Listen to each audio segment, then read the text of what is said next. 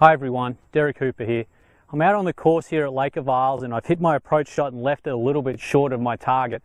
And I've got myself here on a tight lie with a little bit of carry but a lot of green to work with. So I want to talk a little bit about how do I hit a chip shot off a tight lie. Now keep in mind that a chip shot has low ball flight, spends very little time in the air and lots of time on the ground rolling. And the reason we want the ball on the ground rolling is I've got a lot more control over the ball with it on the ground than I do with it up in the air. So whenever it's possible, I want to get the ball on the ground rolling rather than trying to hit it in high. So when I have a look at this shot here, the first thing I notice that it is a tight lie. And what that's going to mean for me is that I've really got to make sure that I use the bounce on the bottom of the club. So what that means is if you sit the club like this and have the shaft vertical, what you'll actually see is that the trail edge of the club sits on the ground and the leading edge sits a little bit up in the air. And that there is what we call the bounce on the club. So when I hit this shot, I want the bounce of the club to be hitting the turf because that's going to allow the club to skid. If I get too much shaft lean on this shot, I'm going to lose the bounce. The leading edge is going to dig into the turf too much and I'm going to hit that great little chunk shot that we've all hit on occasions where the ball's going to come up short of the green and then I'm going to have to chip again. So I really want to make sure that I utilize the bounce on the club. I'm going to land the ball on the green and then let it roll up to the hole.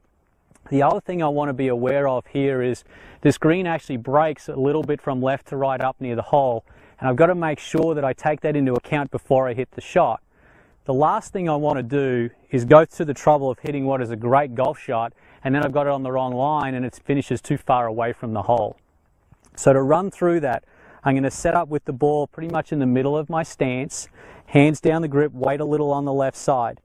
I'm going to show you from face on, and I'm not going to have too much shaft lean. I only want a very small amount of shaft lean, so I'm utilizing the bounce on the golf club.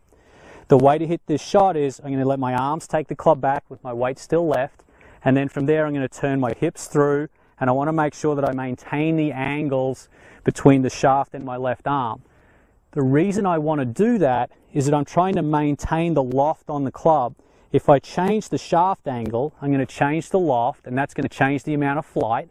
And if I'm changing the flight, I'm therefore going to change the amount of roll. It's going to be very, very difficult for me to be consistent with my chip shots. So maintaining that shaft lean at the angle I've set it at address so that I can control the loft is going to allow me to get the ball to the hole or close to the hole far more consistently. So as you said, ball middle, weight left, arms back, hips and arms through, hold the angle in the wrists, and the shot should look something like this.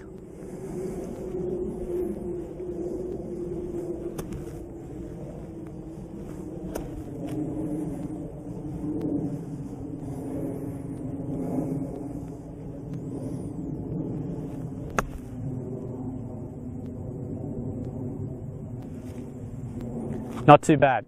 Hopefully I can knock that putt in and I can save my par.